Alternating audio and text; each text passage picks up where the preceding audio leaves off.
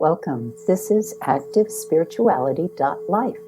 It is a weekly forecast program with astrology and a guided meditation activation to help you make the most of your week. It's run by Pamela Cucinell, that's me, the astrologer, and Suzy Meszoly, Master Healer. We invite you to find out more about our individual work. Suzy Meszoly, SuzyMeszoly-healer.com, or insightoasis.com for astrology.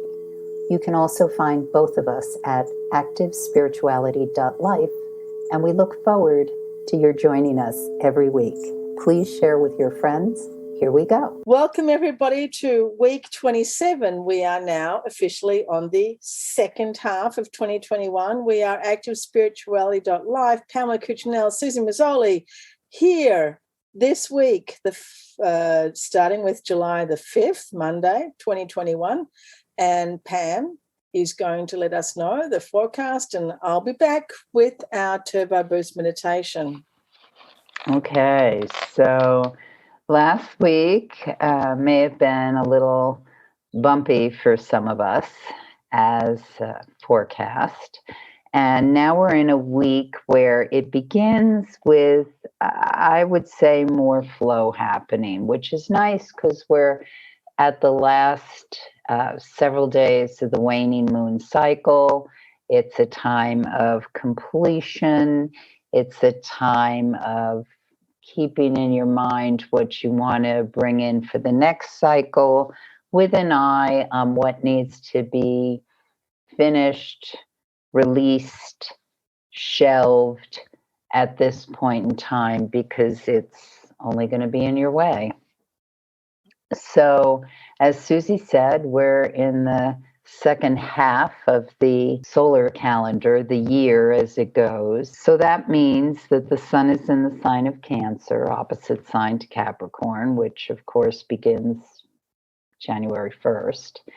And what we're looking at is we're looking at a time where we are moving into deep, organic, visceral changes. And what I mean when I say that is the sign of Cancer, depicted by the crab, reminds us how we come from the water, because the crab, of course, and actually I was near the ocean. I was on the ocean actually last week, and where I was staying, as I'd go up the stairs, the stone stairs to my room, periodically there'd be a crab that would be scuttling sideways. And it's so interesting to watch the way they move. And thinking about it symbolically, there's this shuttle approach to what needs to happen. So because of it's not a plowing ahead like the first sign of the zodiacal wheel, Aries is, which is just full thrust forward, fiery. This is water. So Cancer is about the moving back and forth, the sideways shuffle, the approach that's more calculated, the roll of the waves. And I'm talking about this a bit because on the 5th, the moon is in the sign of Taurus. And Taurus is sympathetic to Cancer. It's an earth sign. Cancer's a water sign. They work in tandem with each other. And so up until early afternoon, we are in an energetic thrust that has to do with how do you continue to sift through whatever the change and transformation must be. Because Cancerian energy, Taurus energy, doesn't really like change. They like the comfort of home, things that are familiar, the pattern of life. And yet the pattern of life is changing. We are we've all signed up for this. Everybody who's incarnate now is at this time of great transformation. For some of us, we're on our way out. Our life force is ebbing. For others, it's just begun. And the majority of people listening to this forecast podcast are in that arc of somewhere in between. They still have stuff to do, or they're just beginning to launch. And our approach has to be, absolutely has to be, one that is flexible. Like the crabs I encountered on my walk. Who is this big giant coming across my path? How can I move in a way that is graceful and still gets me to the jungle, to the ocean, where I want to go? And so that's what we are looking at. And this morning of the 5th into early afternoon may be a lot about shuffling through our own personal demons. Whatever those things are that get in our way, that prevent us from that full throttle movement, which is more Aries energy. With Cancer, we have to move through the feelings. Know thyself. How do you react to things? I know I've been talking about this for weeks, but I will continue to, because it's a big theme of how we transform. Know how you react to things so that you can taper your response, so that you can work with a response that's appropriate to the situation, not being stuck in your immediate reaction to it. So one of the pictures in the sky that happens today is the sun is sextile Uranus. So the light force energy, the manifestation of self, and for some of us, it's going to feel very personal if we have signature planets or angles in the sign of Cancer or Taurus, or other fixed signs actually may be feeling this as well, or water signs. But the point is that we have this moment that can come in of inspirational genius, like this epiphany moment. For some of us, it'll be personal. For others, it's like, oh, look what just came across the news, or a friend said this to me. Isn't that interesting? So it's not as intimate. It's not as much as I own this, as I'm being affected by this light that just turned on somewhere in the home I inhabit. And I can choose to go towards that light, or I can just let that light kind of have an effect in some way, or I can go into another room. But the potential for inspiration or looking at things differently, another orientation, is very strong on the 5th. Now, we're in this void of course period when the moon goes void at 12:57 p.m. Eastern time until it enters the sign of Gemini at 9:24 p.m. And what that means is the moon isn't making a geometric configuration to another planet before it changes sign. And so we're not as emotionally attached to things. This can be different depending on your personal horoscope, if it's affecting you. But in the sign of Cancer, which is a very sensitive sign, it's particularly acute because we, again, depending on personal horoscope, but the general mood is we want to be emotionally attached to something when the moon is in Cancer. We want to feel, we want to be moored, we want a sense of, I belong to this, or this is comfortable to me, or this feels like home, or this is where I want to be. And if we're not feeling those things, especially it goes on for hours this day, we may feel a bit untethered. So it's very useful to work on projects already in motion, or do something therapeutic to self, work in the garden, be by water, surround yourself with artwork, beautiful visuals, music. All these things can be very restorative at this point in time. Once the moon enters the sign of Gemini, we're in very different energy at 9:24 p.m. And this is when things really start to book, because Mercury is coming out of the shadow energy of the retrograde that it was in for weeks prior. And it is working in tandem with that moon in Gemini. It's going to be a bit rocky on Monday evening. We may feel like, oh, look at this and look at that, and I've got to do this. So I really can't stress enough, especially for people who are very electronic oriented, unless you like to stay up all night going down rabbit holes, I would suggest that you set a timer, you pull yourself away from electronics at a relatively early hour on this day so that you can get restorative sleep.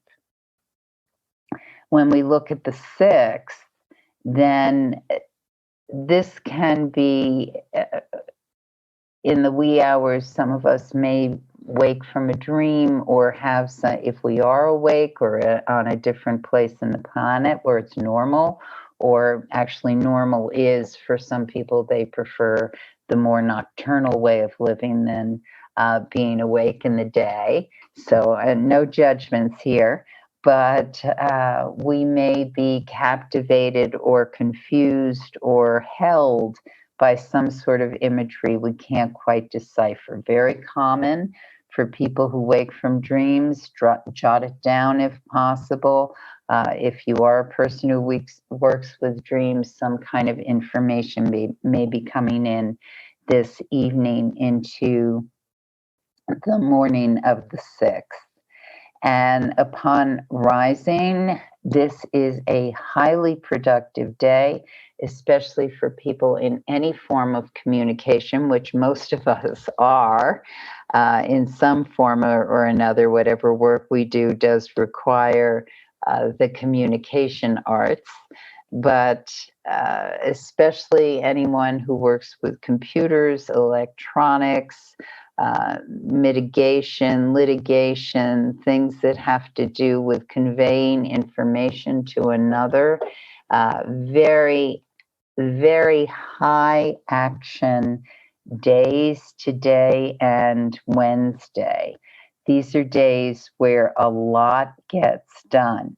The thing to keep in mind on the 6th, which we may feel somewhat on the 5th, depending on our sensitivity, is there's a picture in the sky between Venus and Saturn, which speaks about not feeling we have enough of our needs met. So this can be if you're negotiating or talking about money, there can be a lack there. You want to look at what you can do to appease that or come to terms with it. Some of us will feel it more acutely because we have pictures in our horoscope that are challenging between Venus and Saturn. So when that happens in the sky, it basically triggers or reacts or sets off a theme that is historic and familiar to us. We don't have to buy into it. Actually, usually when this comes up, it's about looking at it, reevaluating, coming to terms with it. So an example is you want to be paid X number of dollars for a job. Someone wants to pay you considerably less. This is a day when you come to terms with looking at that, considering the value of taking the job or not taking the job, as opposed to being paid what you're worth. And you may decide to shelve the deal for a while, reconsider it, or walk away from it, or take the job knowing that you're being paid less because you want that money today. These are all scenarios that can come up. The important thing to know is that Why you take the job or get paid less than you feel you're worth is something that doesn't have to do with your self-worth. If you can separate the two, then good job. So that's just an example. It's not necessarily how it pans out for any of us or all of us, but that's the kind of story that comes up when Venus is pitted against Saturn. What I'm worth, what I deserve, what I feel I want in this lifetime, as opposed to what the limits are, restrictions, or lack. And sometimes it comes down to standing where you feel is your truth and insisting that nothing less will do, and living with that. So on Wednesday, the 7th, there's an envelope of time after 8:12 p.m. when opportunity is particularly high through the end of the day. And so it's not a lot of time. Obviously, it's against, it's not in the work envelope of some businesses, although so much goes on after hours now with the internet, and I'm talking to people in different parts of the world. It's important to note that this is an opportunity phase when things are particularly strong for just getting things finished and getting off your desk and seizing that moment and using it as best you can. So good night's restorative sleep, always advisable. The moon goes void, of course, as of 12:20 a.m. That's just after midnight. And so the wee hours of the morning of July 8th. And the moon then enters the sign of Cancer at 9:51 a.m. And yes, that's right. Those of you who are paying attention, with the sun in Cancer and the moon having moved into Cancer, we are heading towards that new moon. And right now we're in the dark of moon phase on the 8th. So that's a time when we want to really slough off any of the old business, get in place the things that we still have in the works that we will continue into the next lunar cycle, shelve anything that we're not going to address or deal with in this lunar cycle, so that we don't have a lot of tasks or goals on our table that really can't be realistically addressed in this next lunar cycle. It's always best not to clutter entry into the new moon period with a lot of tasks that you really can't get to over the next few weeks. Because what happens when we have a lot of goals or a long to-do list is that it clutters the ability to be efficient. It's okay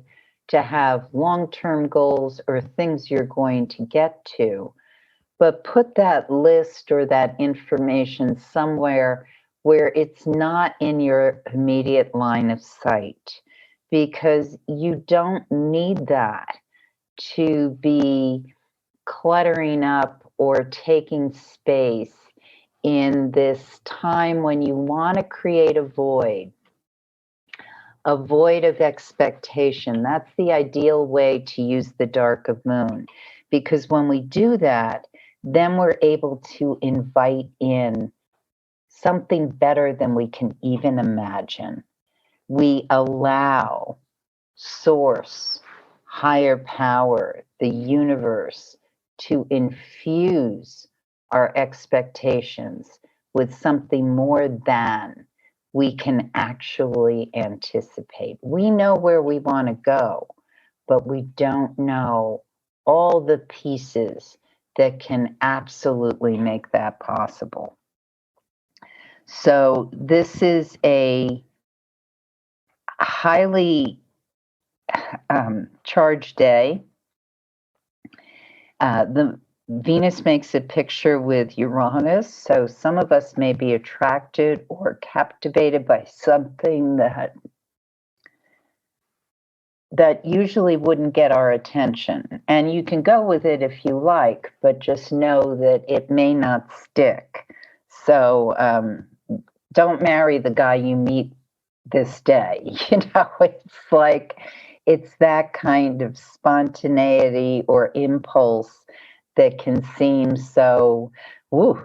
I mean, you can marry him 2 years from now, but I mean, on that day, it's just, we get so, some of us, especially if this is hitting our horoscope, but we may get so enticed by something that usually doesn't attract us. And, there are positives, like you try a crazy flavor ice cream that isn't one you usually go for. That can be a keeper. It can be something that you go, okay, you want this? And then in dark of moon, it's great to write down 3 things that you want to accomplish over the next lunar cycle, tuck them under your pillow, and have a good night's sleep.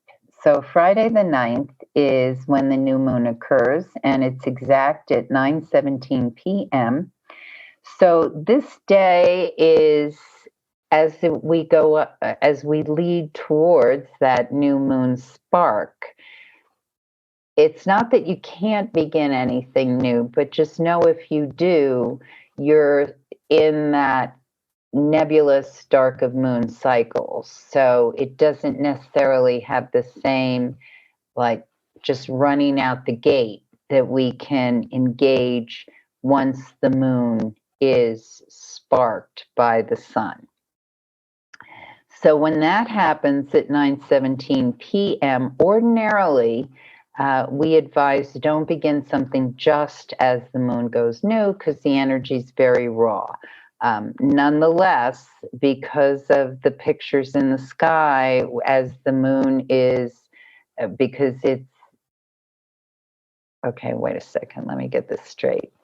Because what happens is the moon goes void of course at 12:10 p.m. See, I'm running out the gate too as I'm explaining this.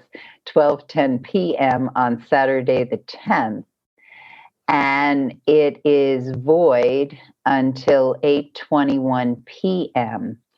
And at that point in time, when the moon enters Leo, that's when things really go fast, because it's fire energy, it's working with Mars. And if you've placed well what it is you wanted to do, birth, make happen over this lunar cycle, once we get into Saturday evening, Sunday, things just start to pop. Opportunity comes forward, ideas get shared, connections happen, creativity explodes. It's like the sun rises. So this is a really booking new moon that runs off that Cancerian seed born out of the waves with high creativity for a really lively week, which I will talk about next Monday. And now I turn it over to Suzy. I am looking forward to that energy. Me too. That creative, booking energy. Maybe we can think about what we want to use it for, and for the highest good of all beings. Okay, let's jump Excellent. Let's jump into our meditation. I invite everyone to take a place of comfort, take a deep breath, make sure your back is nice and straight. And as we're sitting, just taking that little 10-minute turbo boost, recognizing that it is really a blessing. It's something very special that we even have the attitude or the space or the mind or the interest to do this. And to really to really recognize that within ourselves, that this is something special for us to do. And it is something that requires a type of spiritual understanding, and as we do it perhaps every week, or if we can every day, or if we can a couple of times a day, that it does take a commitment. And the more we do it, the more we drop into a state of contemplation, a state of deepness. And meditation means that we're focusing on something. That's what meditation actually means. It doesn't necessarily mean that we're sitting quietly. It can mean many things, but as we're doing this now, we are dropping into a state of higher awareness. We begin to look at the bigger picture. And as you're just settling in now, feeling the weight of your body, feeling the quietening of the mind, allowing yourself to just arrive, to be here, and for a few moments, just slowing down, feeling the peace and the quiet, and allowing for the body to come into its natural state. And as we arrive here, making space for all of the bits and pieces of ourselves to settle. Then just visualize yourself like a snow globe that's been shaken up. And now all of the bits and pieces of yourself, all of your energy is just falling down into place, manifesting. Feel yourself grounding, centering, and becoming present. And for most of us, our days are very busy. We're multitasking. We're doing 1,000 things. Our mind is racing, full of to-do lists and ideas, or perhaps full of anxiety or worry or concerns. Just allow everything now, no matter what our conditions are, what situations we're in, just allow again that snow globe that's been shaken up just to settle down and arrive. The things that are upsetting us, the things that have shaken us up, the situation in the world with the COVID pandemic, the situations with our own families, with our work, with our communities, all the places where we are shaken up, where we've been brought into states of anger, sadness. Just allow everything now to settle. And notice what happens when we give ourselves permission to allow things to settle. There's a level of acceptance, a level of very deep acceptance of what is. And just for a few moments, I don't have to react. I don't have to respond. I don't have to jump into action. I don't have to think. I don't have to analyze. I can be simply right now for a few moments in a state of acceptance, in a state of stillness. I don't have to regret. I don't have to be in shame. I don't have to right now think about the past or the future. Right now I can be here, in a state of neutrality, be here in a state of quiet, as everything is just falling into place. Everything is just settling and quiet. And as we hold this place, physically our body begins to relax. Wherever there is any tension in our muscles, things just relax. Our organs relax.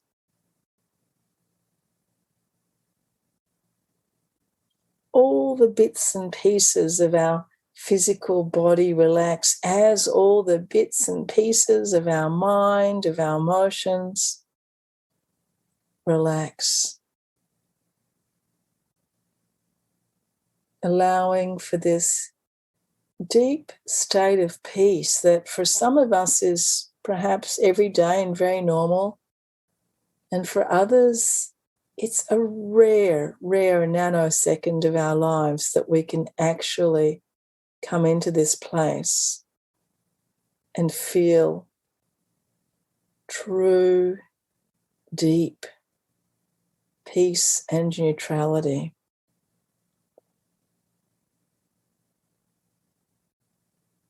As we give ourselves permission to be in this place, as we allow ourselves to feel this, knowing that this place is always available for us, always present, always in the background, and we can reach to it in times of need.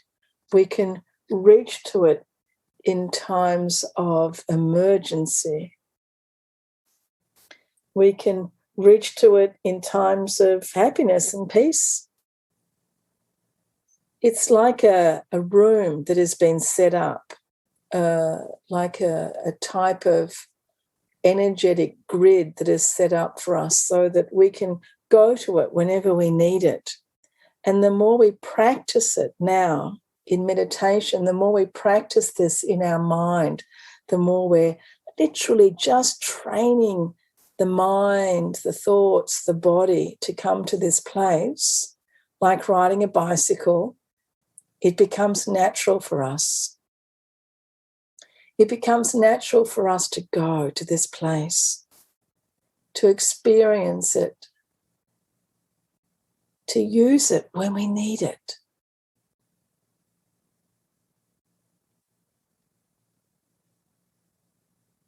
And our body likes this place. Just take a few deep breaths and feel it.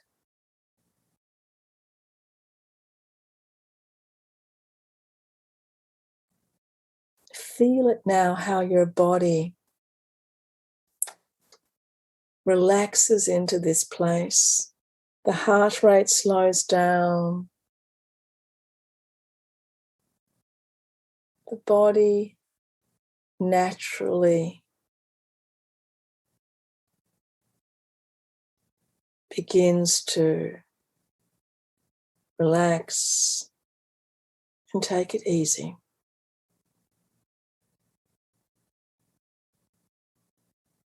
And as we take a few deeper breaths in this place, recognizing that the breath itself is our life, and we take a few deeper breaths now, really allowing for the full inhalation holding the breath for a few moments, and then a really big full exhalation. And we can count these inhalations, holding, and exhalations, just remembering that we have big lungs and a big capacity for breath. We have a big capacity for life. And as we're taking these deeper breaths, slowly beginning to open our eyes and seeing the world around us with this kindness and gentleness that comes from this deep state of meditation. And we share this with all of the world around us.